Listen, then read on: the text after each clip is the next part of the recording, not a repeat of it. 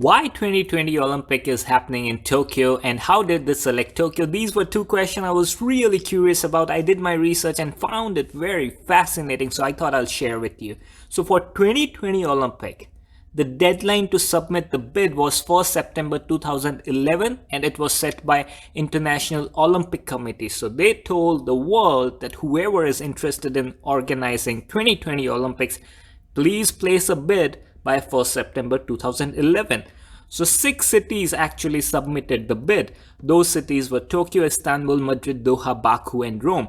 Later, Italy withdrew their application. So there were 5 cities that bid for 2020 Olympics. So now out of those 5 cities, what IOC did is they evaluated those 5 cities across different features to assess the quality and feasibility of the Olympics of the applicant cities. So if you see here, Istanbul, Tokyo, Baku, Doha, Madrid, and these are the criterias, and then they would rate what's the minimum rating and maximum rating, and then they would see, which is good event to host the Olympic because it requires immense preparation. So they would see, whether they have the proper venues or village, whether they have the right media centers or broadcast center. Do these cities or countries have sports experience? How's the environment, or whether it's too hot or rainy or cold? Whether they can accommodate, do they have good transportation system? How is their medical services? Do they have a good doping control facilities? Do they have safety and security for athletes coming from the world? How's their communication? And what are the legal aspects and government and public supports that would be required to do a good organization of an event like Olympic? And then how is the finance and marketing? So if you see finance, like if you go to Qatar, Doha, they have a lot of money, so they are very high here. But if you see some of the elements, like what's the sports experience, it's too hot in the Middle East. So if you look at the environment and meteorology, they got low points there.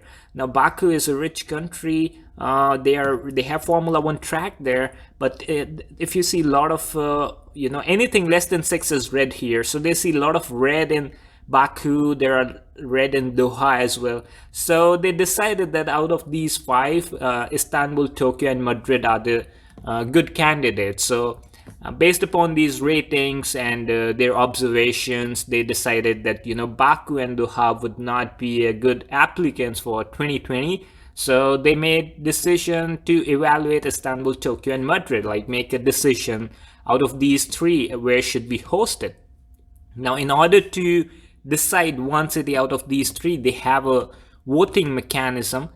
So in September 2013, they did vote. So in the round 1, 42 people said, 42 candidates, 42 votes went for Tokyo, Japan. There was a tie between Istanbul and Madrid. So they did a round 2 in which they would only vote for Istanbul and Madrid. They don't need to vote for Tokyo. So they would pick one out of these 2, the one that would have high votes. So in round 2, called as runoff, Istanbul won, Madrid lost. So now they would do a final round of voting between Tokyo and Istanbul to see which city would win the contest. And then they got 60 votes for Tokyo.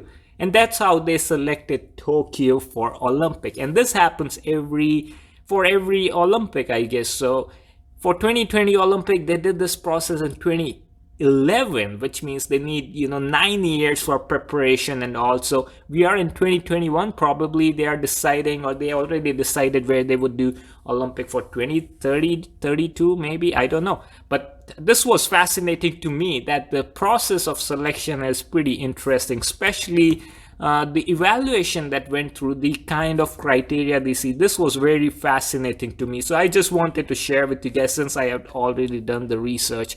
I hope you liked it, and if you liked, and if you think someone else might be interested, share with them. Let us educate people around us who are curious and interested to know about sports. And if you liked it, like the button. And if you want to learn about sports, check out this channel. We have videos about many sports. We explain sports, and we have passion for sports. So I think we are able to share that passion with you guys, so you love our work, and we appreciate your support. Thank you so much.